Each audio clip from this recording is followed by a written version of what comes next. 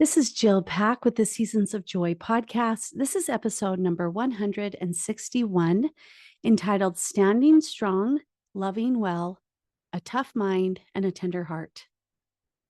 Welcome to the podcast, another week, another episode of the Seasons of Joy podcast. I'm so excited to have you here. I have some good things that I want to share with you today. Chances are you are in a season of life where maybe things are feeling a little more challenging than they have in the past. Maybe you are dealing with aging parents who are needing more care but are resisting your help. Or maybe your marriage is going through a rough patch, or your adult children are making choices that are keeping you awake at night. Maybe you're facing conflict at work, at home, at your community or at church, right? And you're tired of feeling this decision, whether you have to be a doormat, right? A pushover, or being that difficult person. This sounds like you. It's me too. And that's what this episode for is. It's much for me as it is you.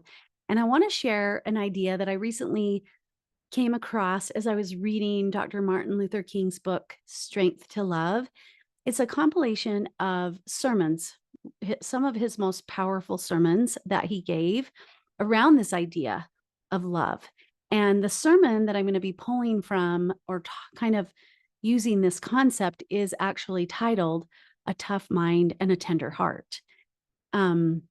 We are going to explore this idea through the lens of what it looks like from a woman of faith navigating these complex challenges in our life.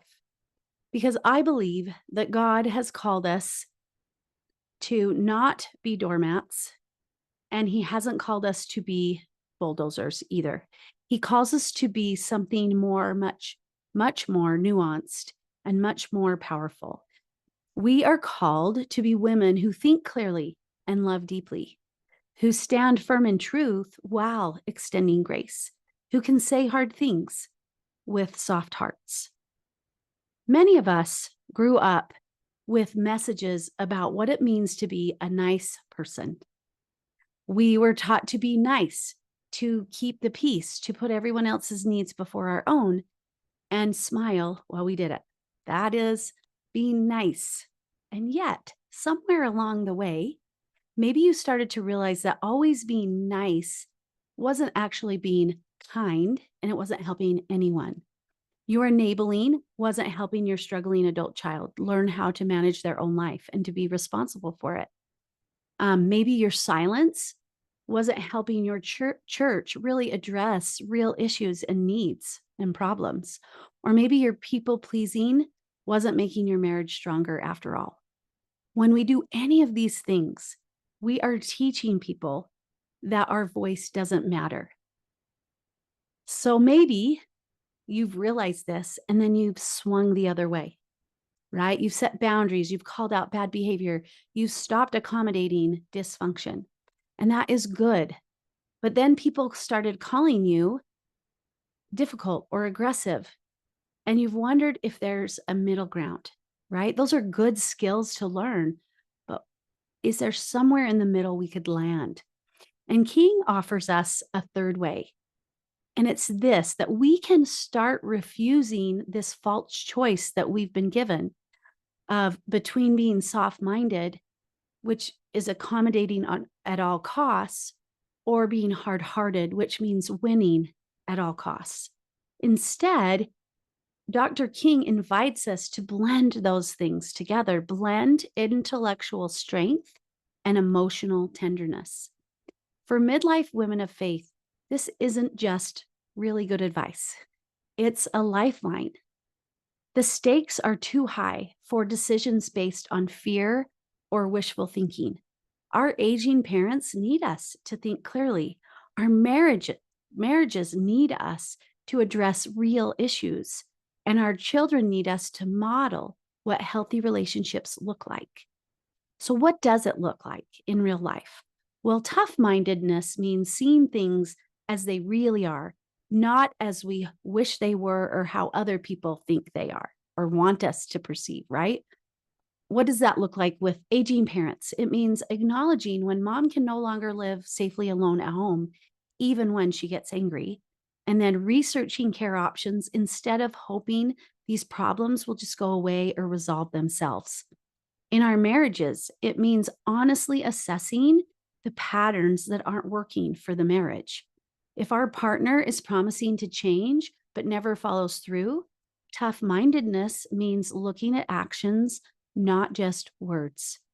With our adult children, recognizing that bailing out your 30-year-old son isn't helping him become responsible. We're actually teaching him how to be irresponsible. Um, it means that we need to do the homework. We need to consult those wise advisors, people that will be honest with us and help broaden our perspective.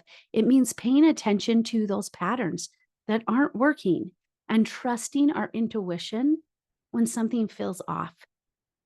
But tough mindedness must be balanced with a tender heart, compassion informed by wisdom, not driven by fear. It means compassion for the whole person. When your mother resists help, her resistance might be coming from this fear of losing her independence or even embarrassment that she even needs help. We can have compassion for her while still insisting on necessary changes. A tender heart includes hope for growth.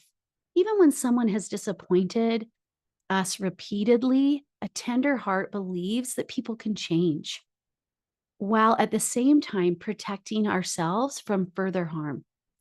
It also includes understanding the differences between enabling and loving.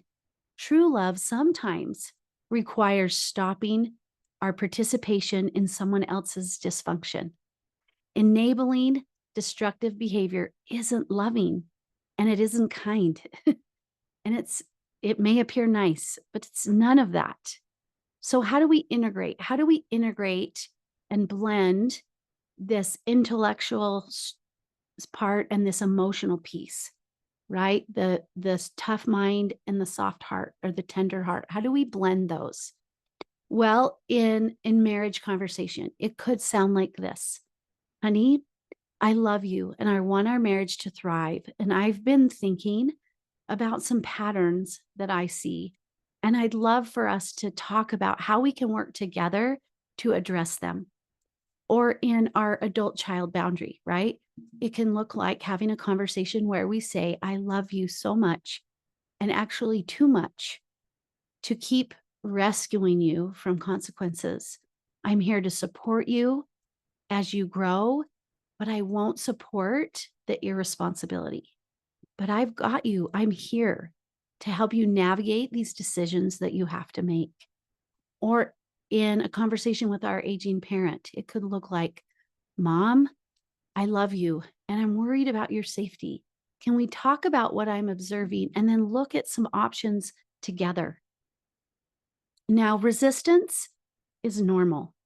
When we start operating with both a tough mind and a tender heart, sometimes people won't like it.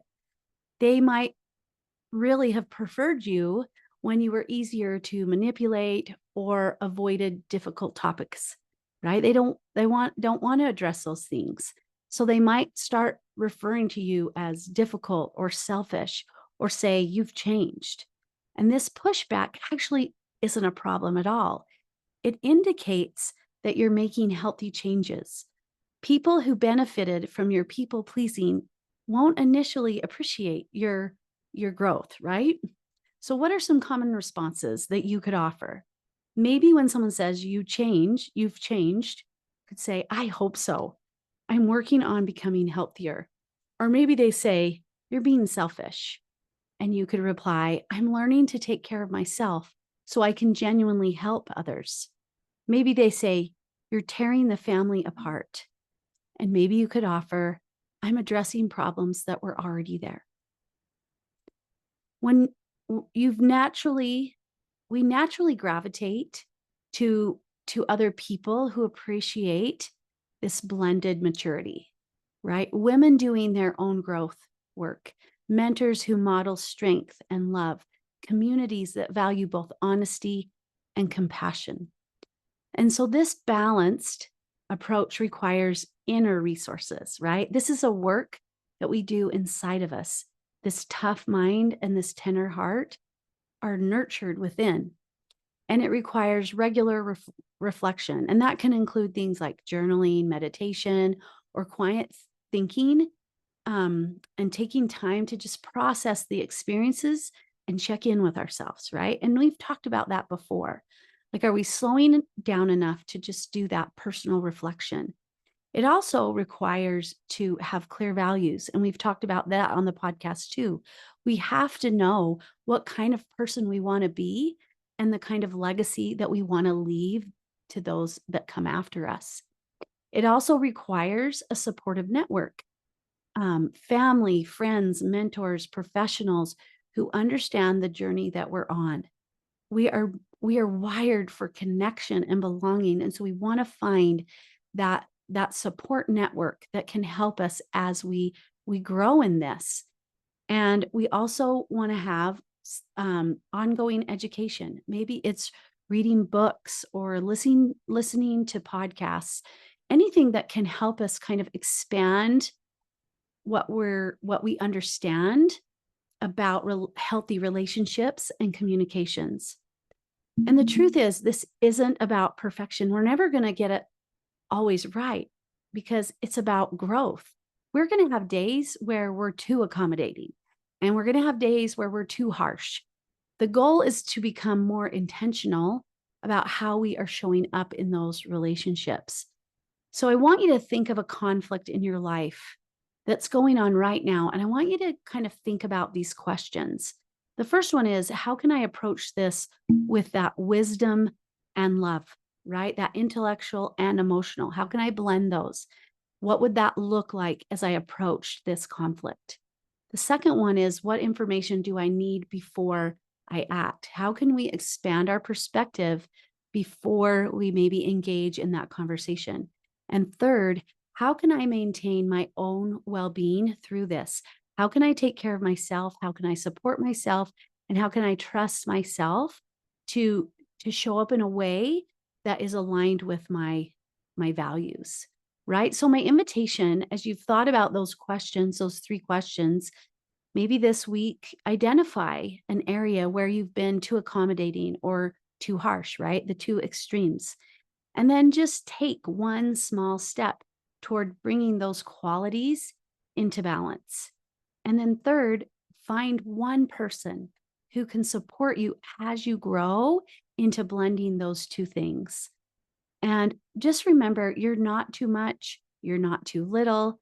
You have the capacity to think clearly and love deeply. You can do both. The conflicts that you're facing in your life really aren't obstacles. They are opportunities to become more of the person you're meant to be. It's those very obstacles that grow us in a way we wouldn't grow otherwise, right? So stand strong, live well, trust the process. Thank you so much for joining me. And if this encouraged you, I invite you to share it with another woman who needs this message. And even more, if you want to talk about this struggle, if you want to share your experiences, your challenges as you navigate these conflicts in your life, I would love to have a conversation with you. You can click a link in the show notes that talks about my conversation project, and you can book a call, and will just listen as you share kind of those struggles that you're going through. I would love to be that support person. So check it out in the show notes, and we'll see you next time.